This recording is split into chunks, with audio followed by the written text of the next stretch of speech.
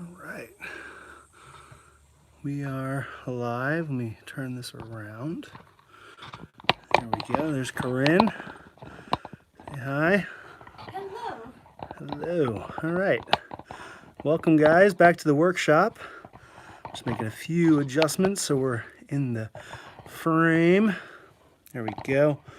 That should be plenty of room for both of us. Almost. Okay. All right. Welcome, everybody. We are trying this live stream today without doing a microphone. So we are obviously at home together for the foreseeable future, and so we are currently. My brother Devin, who shoots the live stream with us or who shoots the channel with me, he's not here right now. So we're trying it without the microphone. So last time we did a live stream on St. Patrick's Day, we actually had a microphone. Let's turn that down. But that's all the gear that my brother has. So he's got all the gear with him. So we're going to try it today without the microphone and see how it works. So we're just do a brief conversation with everybody. Jake Motley, here you go, Corinne, you can see. So Jake Motley's here. Hello. And Giddy Burn 08. So thank you guys for tuning in. We just want to do a quick live stream today, maybe for about 20 minutes or half an hour, just to get a video out because my brother's not here right now. We're probably going to wait about a week or so and then start filming more. We are working on editing a video right now that will be out probably sometime this weekend. So definitely keep your eye out for that. So let's see. Casey Knowles, enjoy your channel very much. Thank you, Casey. I appreciate it. So see the screen, you can see there. We'll have comments coming in here. Well, actually, plenty. We can see lots of stuff. There's also good, lots of space around us. So if anybody has any questions, hi from England. Leah. Hi, Leah. Hello, From Leah. York, England. As you guys will recognize, this is my shop elf. She's also my daughter, Corinne. We get her in almost all the videos ever since we started doing the channel. I think there might be one or two videos in the beginning where she's not, but otherwise she's in all the videos somewhere hidden in there. So if you haven't found her, you should go back and check. And little pro tip is if you look in the comments, you'll see where other people have found her and you can see time for that.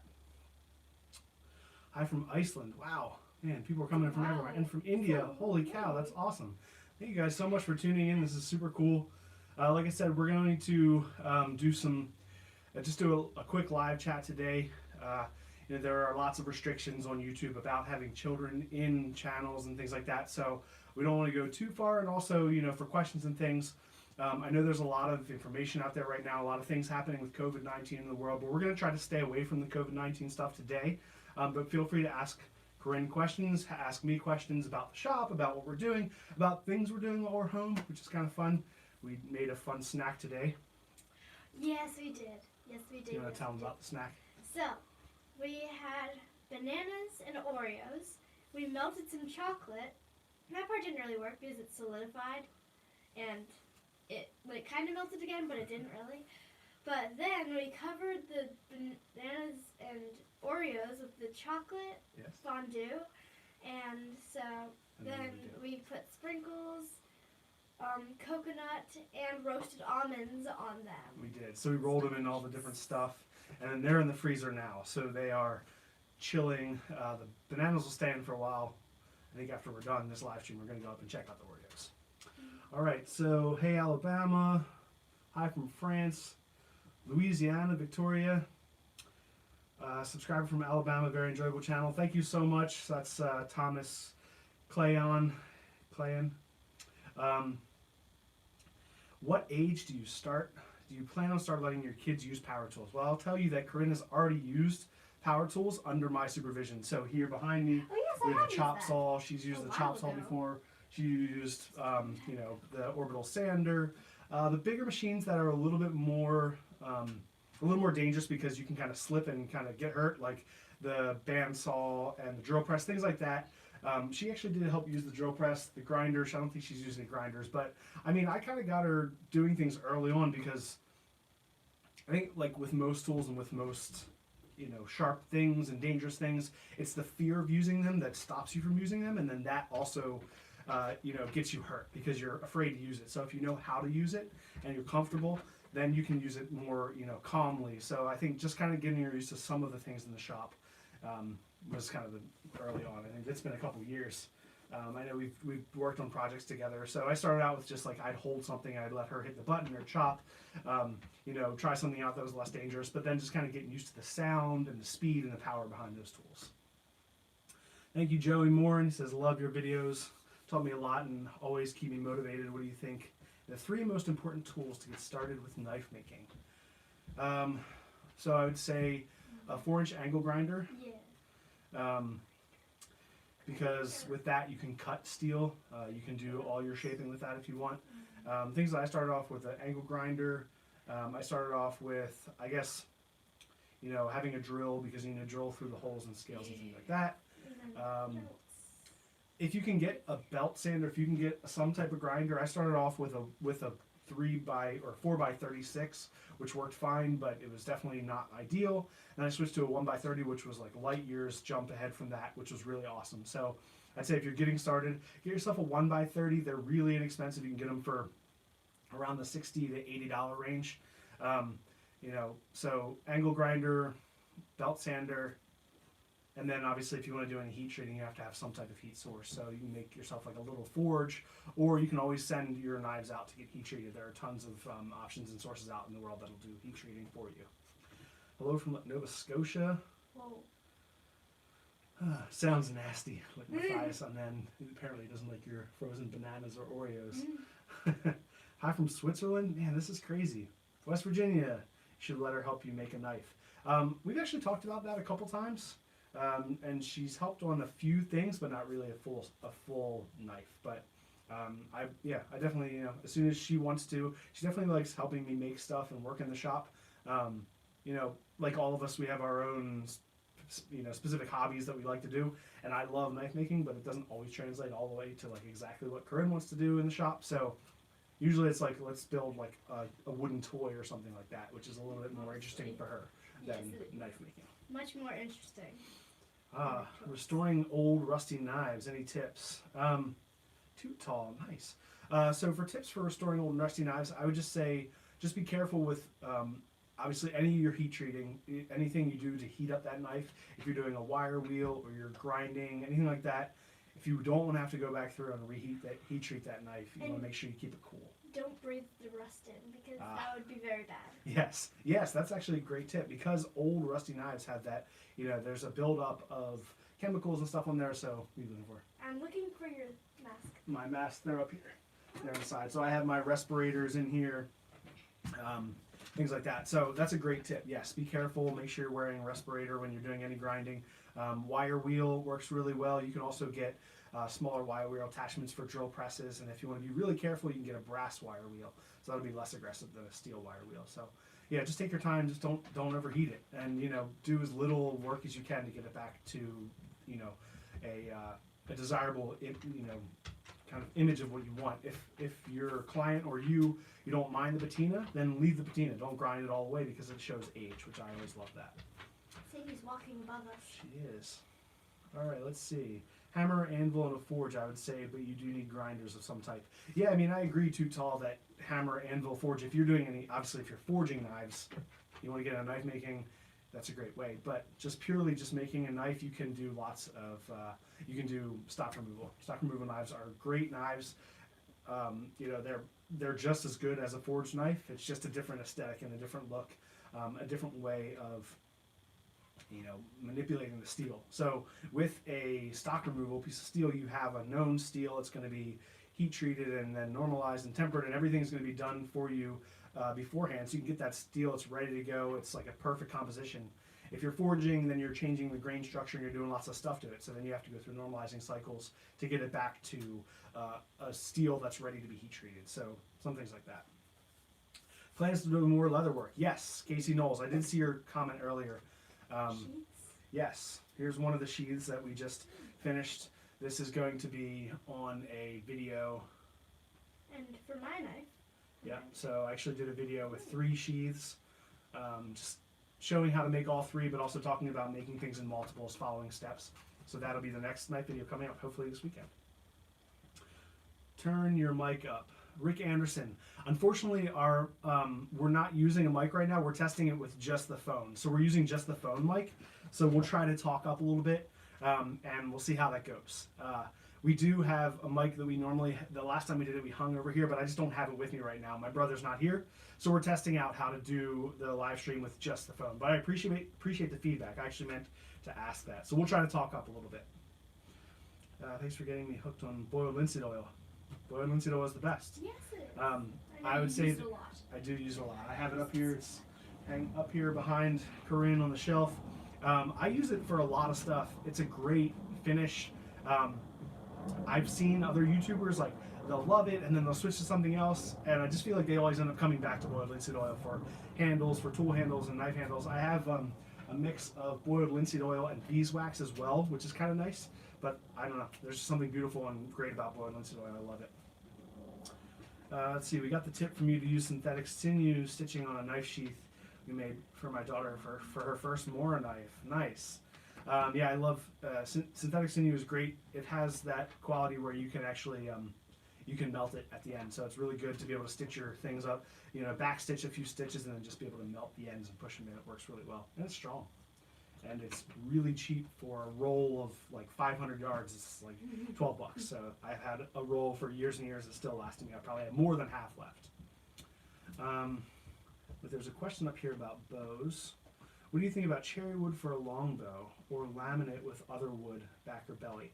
Bendy. Something bendy. Sounds good to me. Drew, hey look, Uncle Drew's here. Oh, good. Sounds good to me. He said the microphone sounds good. That's good. We're just gonna try to keep talking up, so we don't, you know. Normally we would kind of come down, but at Corinne, what is the coolest thing your dad has made? Matthias and then asked. Coolest thing. Well, there's the axe that he made where is the one with the pattern of the, like, just the rings of darker.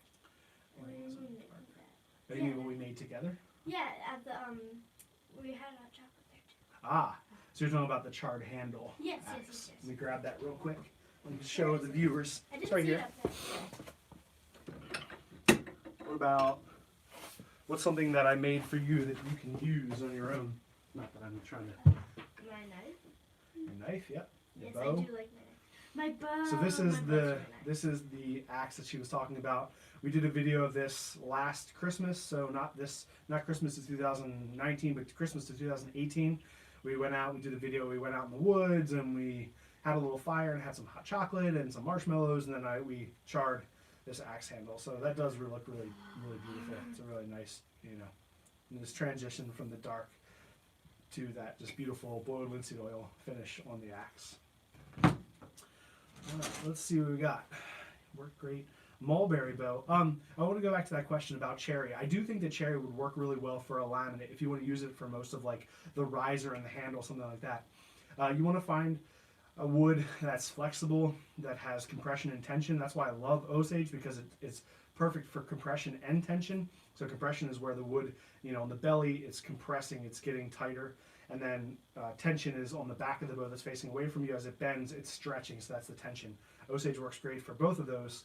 Hickory also works great for both of those. Yew is really great. Yew has sapwood and the heartwood. The heartwood of yew and the sapwood, I can't remember which one's which, but I know that one works really good for tension and one works for compression. So if you're making a bow out of yew, like the long bows from England forever, they made, you know, those yew bows were great because the sapwood was really good and the heartwood are really good for tension and compression. But yeah, I mean, laminates are great. I mean, if you're going to make a laminate bow, you might as well laminate some, I would say, some fiberglass into it. Laminate something that adds that extra strength, because you can make all sorts of beautiful laminated wood bows.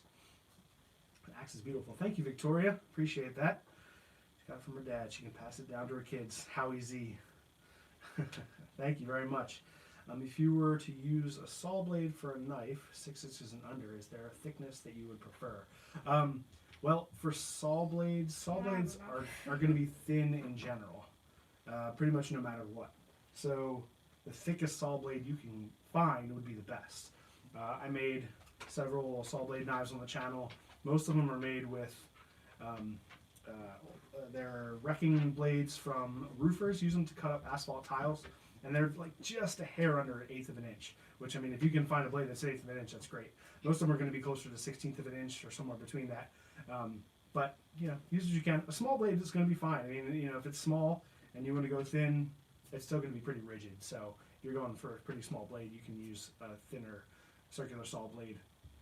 But the thickest you can get the best, because even small knives, I like, you know, thicker blades for them.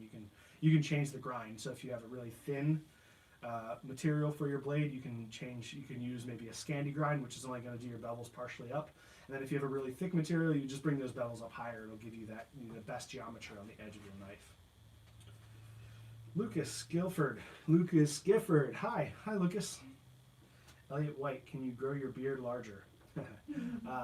It's getting warmer out now, so I like to keep my beard shorter when it's warm, only because then I play with it and it's sweaty and gross, and so wintertime I grow it nice and long in winter.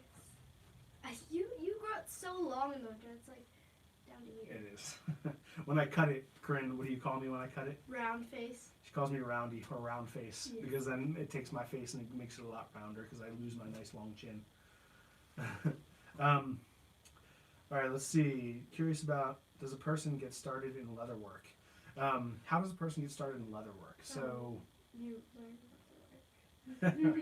so I would say if you, for a really good starter pack, there's just kind of the beginner's pack of tools from Tandy Leather Factory. If you go to their beginner kit, it comes with several tools, and it comes with some thread and some needles, and it's a really good comprehensive kit. It gives you everything you need in the cheap version to get started. And then, you know, watch YouTube videos. Check out our videos. I have lots of videos on leatherwork, several that we've done, and there's just tons of great videos on YouTube for leatherwork. So I would say, yeah, just try doing like something simple first. Even, you know, like a sheath like this is just a simple fold over. So all it is just the leather folded around the knife. I do attach the belt loop is attached to, it's all one piece, but otherwise you could make it in two pieces. So it's just folding it around and then doing a stitch down the side. Something like that is a great way to start leatherwork because it's fairly simple. I made my own knife after watching you. It turned out great and gave it to my dad for his B-Day, Richard Brown. Mm-hmm. That's awesome, man. Most of the work that... You made one for your dad? I did. I made one for my father-in-law. Yes. I made actually, early on in my knife making, I made circular saw blade knives for my mom and dad. Look who it is, Corinne. Oh, there's a bit emotionally. So that would be Nana. She said, hello, family. Hello, family. Hi, Betsy. How's it going? Good to see you again. Good to see you here. It's great to be able to kind of talk to everybody and be part of a community while we're all stuck at home. Greetings from Croatia. Wow, that's great. And we have people from everywhere, all over the world right now. This is really awesome. Really appreciate everybody coming out and joining us and being part of this conversation. Again, we're testing out a little bit because we want to make sure that the microphone on the phone picks us up okay to do a live stream. Obviously, I might do a few more things like this where I'm kind of more of a vlog style around the shop just to get in some more videos while we're a little bit more separated. My brother and I are still trying to get together as much as possible to shoot, but we're also trying to be precautious. So I might do some kind of vlog style streams to show you guys what I'm doing or videos that I'll upload directly. So it's kind of a test to see how that works.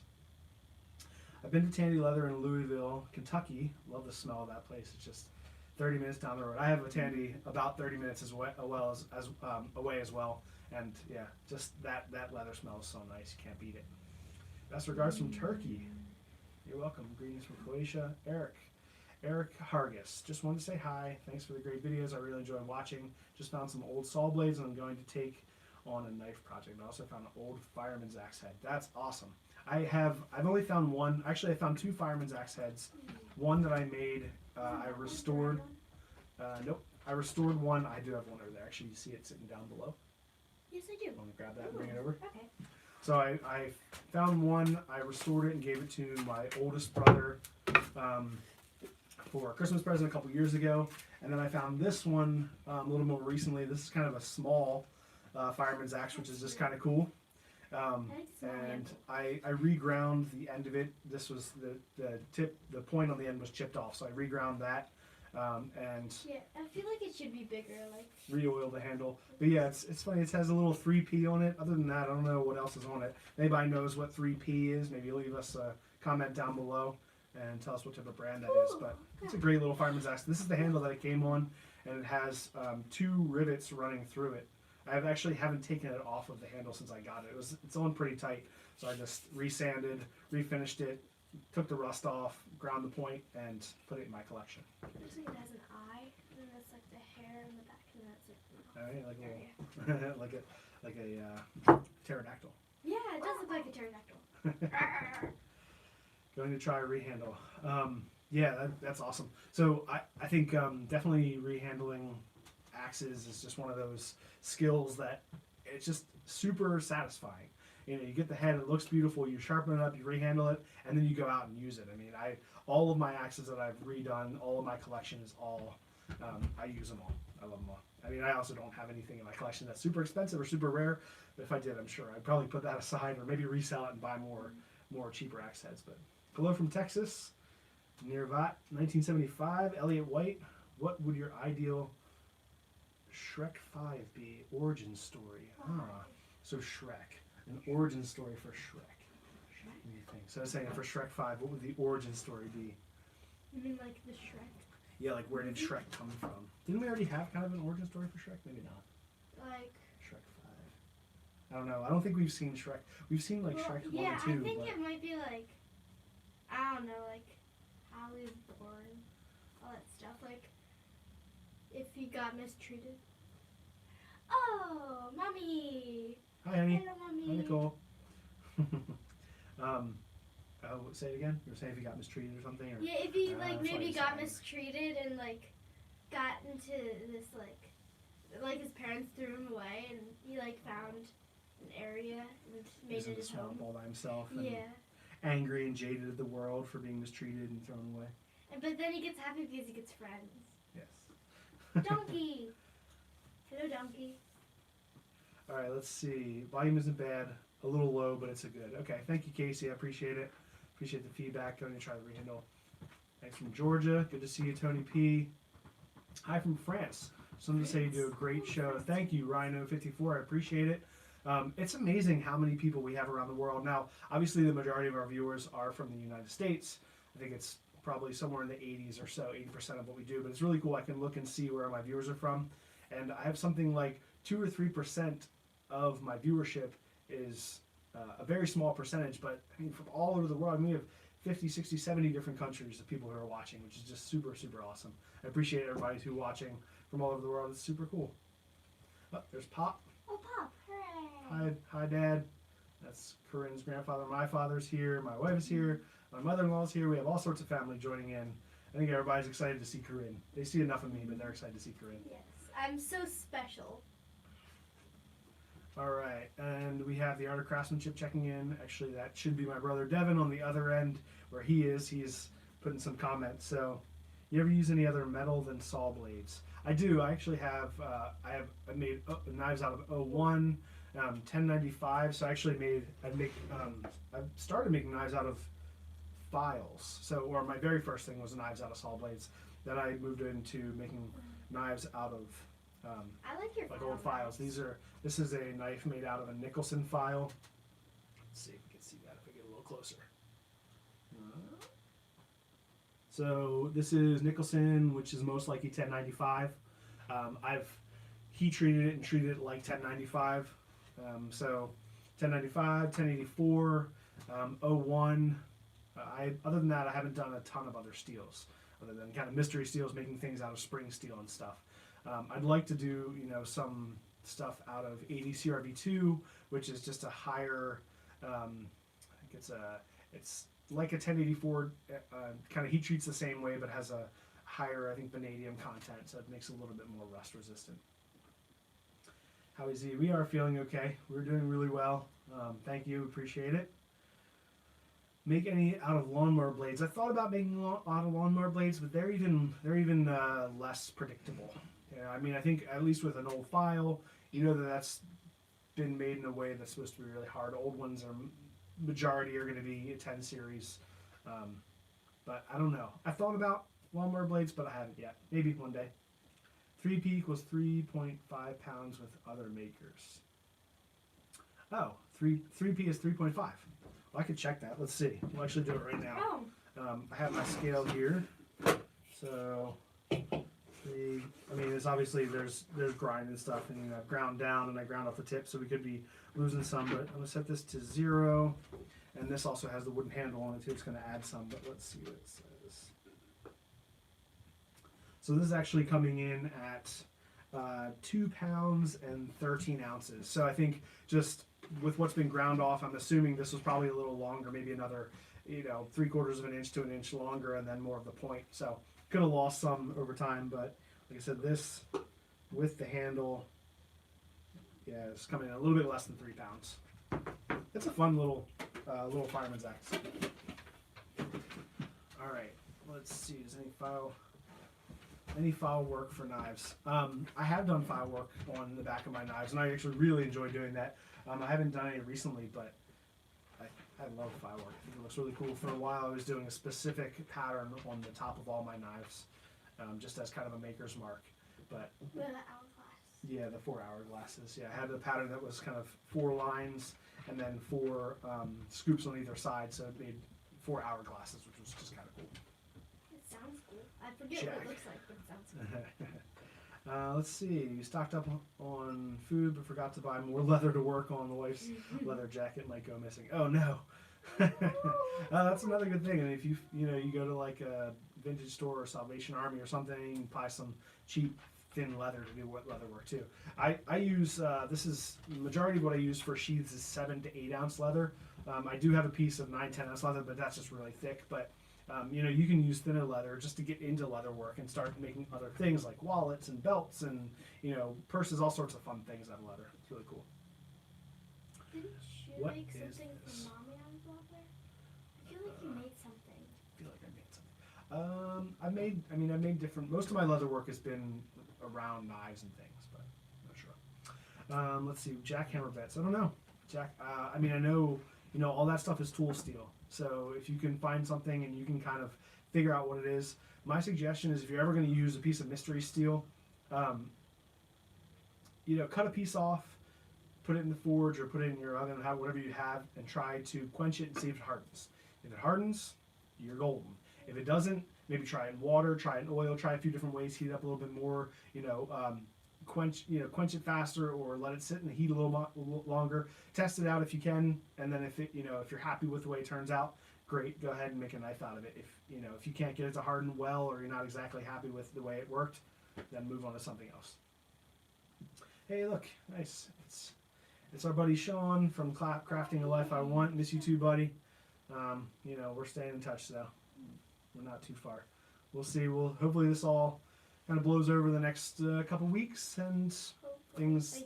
Couple weeks? I thought it was gonna blow over like this week because. Hopefully, we'll see. Weeks. Yeah, as far as right now goes, we're both Corinne and I will be going back to school next week.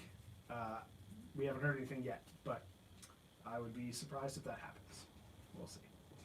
How long does it take to make a knife? Lucas Gifford.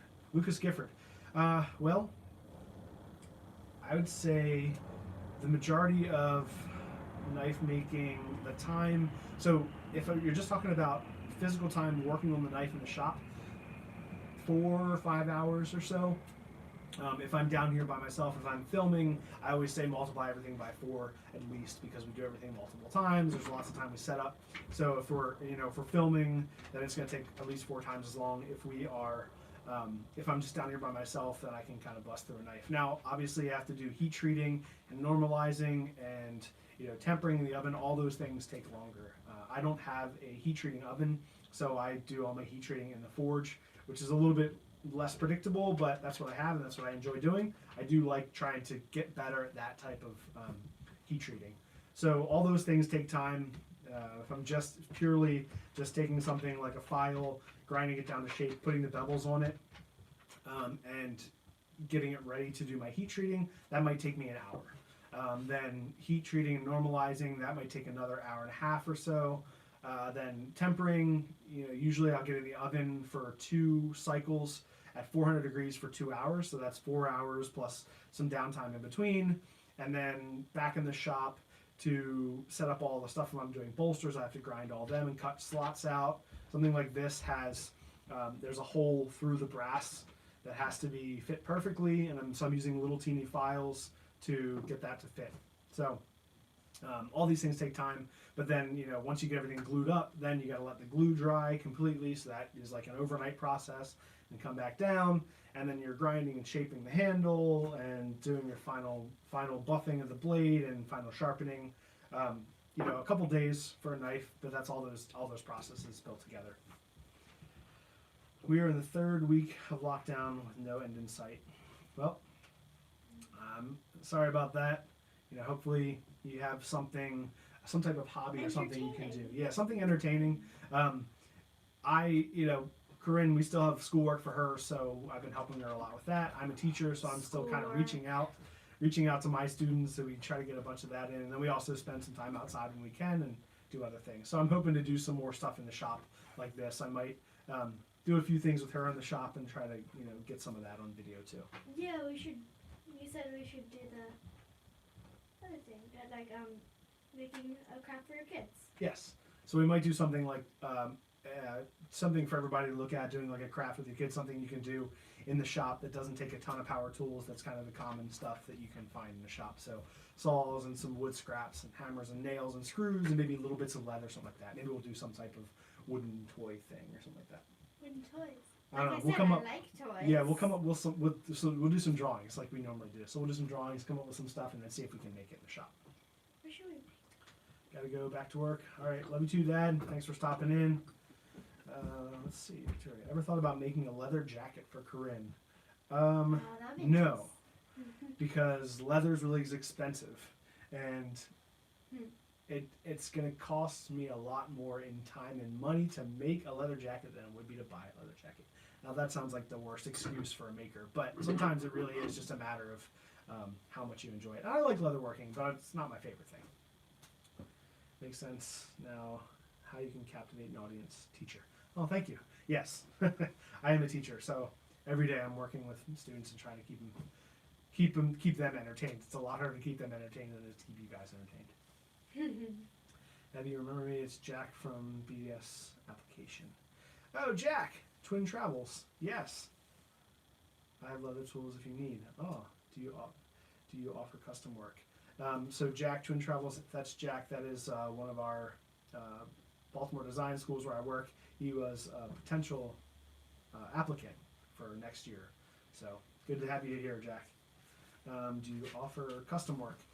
I don't normally, just because I'm working full time and also working full time, filming a lot in the evenings, and then I have my family. So all the other stuff that I do, I try to work on some of my own hobby stuff when I'm not filming in the shop. So, but I have a lot of extra free time now, so I'm thinking about doing, maybe if anybody's interested, let me know in the comments. Think about making a bunch of the modified bushcraft hatchets, and then maybe opening them up for sale or for auction, and maybe donating some of that money. We'll see. Brian Brogan, I'm a shop teacher. I am not a shop teacher, but I'm an architecture teacher and 3D design. So I'm teaching people to build things and think about design in 3D version. So I did take all of my tools to the school, not all of them, but the majority of my tools to the school recently. I had my seniors were building their senior exhibition. So we got to do a lot of woodworking and a lot of senior exhibition. So my seniors, they do a final exhibition of their work after their years at Baltimore Design School. And so they got to build all sorts of stuff. So it was fun for them for the last week or two before we were off school. We were just building stuff. So I'd love to be a shop teacher. It'd be fun. Hit the like button. Hit the like button, folks. Thank you, Howie Z. Appreciate it. Yeah, hit the like button. And keep on commenting. This has been fun. Guys, we're probably going to go for maybe another 5 minutes or so. Just keep chatting. It's really fun to be part of this community and know that there are people out there who want to stop in and say hi and be inspired and do fun work. And we always appreciate all the comments and all of the community that's built around this type of thing. Getting into the shop, making things and showing you guys some fun stuff is really just helping to get everybody in the world making something and doing some, doing some creative stuff. So that's kind of the goal for the channel, and also the goal for, the live streams, just to chat a little bit and see what you guys are doing, give you some advice. Have you done much wet molding for leather, Joey Moore? And I have. Almost all the leather that I've done is wet molded, because they're all molded around the knives that I make. So this one, this is a railroad spike knife. This obviously it doesn't have a lot of material here to be molded around, but all of the leather that I would do, I would wet it, get the knife in, wrap the knife in plastic and oil it as well, and then wet mold it, so that way it actually fits in nice and tight on the blade. Work in a hospital, so it's boring not an option just yet. Well, that's good. Are you a shop teacher? Okay, let's see. Good afternoon, Dustin and Corinne from the UK. Darren Waghorn. Afternoon, Darren. Thanks for coming in. We really appreciate it. David Mosley, A Star is Born. Corinne, you look so great. Oh, and also you, Dustin. Thanks. Thanks, Dave. Thanks, Odie. Tom Simons. Hey, fam. What's up, Tom? Tom, I really, really enjoyed your live stream that you did. I didn't actually see it live, but I watched it laying in bed for the entire 2 hours. It was fascinating. Your way you talk about how to do things and talk about the anatomy it's brilliant. I love it. It was so much fun to watch. All right. Well, thank you guys so much. You have any parting words? Anything that we're gonna plan on doing, or? Well, we're planning on eating. We have Oreos upstairs that are chocolate covered and covered in coconut and sprinkles and roasted almonds separately, not all together. They're separate. All right. Well, thanks for the chat. Appreciate your. Thanks, guys. I really appreciate. Yeah, I agree, Sean. Minus the coconut. Thanks for stopping in, guys. It's been really fun. We really appreciate it, and we want to be able to, kind of get out there and keep you guys entertained and keep the community going for while we're all stuck inside. So let's see. In France, we're blocked for at least 6 weeks. My son and I really like your channel. That's great. I hope you guys all get to, watch more videos, whether it's my channel or other channels, and we'll just keep making them as much as we can and put them out there. Try to keep everybody entertained. I did want to comment real quick. If you guys haven't seen if you haven't seen two people, Crafting a Life I Want, definitely go check out Sean. He's doing a really good job making some videos and getting started. I really like his stuff. He's a really good friend of mine. And also Brian House from Housework. He's doing a really good job too, kind of, keeping the community going. He does a lot of videos where he kind of reaches out to people for feedback. And so I've been sending him some feedback on a new project he's working on, and he's sending me a cool project. So we will definitely show you more about that. But definitely go check out Brian House. He's doing a really good job kind of just being open for the community and being open for people to communicate with him and, build this YouTube community. So check out Brian House from Housework. So thanks, everybody, and we will see you guys again soon, and we'll try to do another live stream before too long, maybe early next week. All right, thanks. Bye.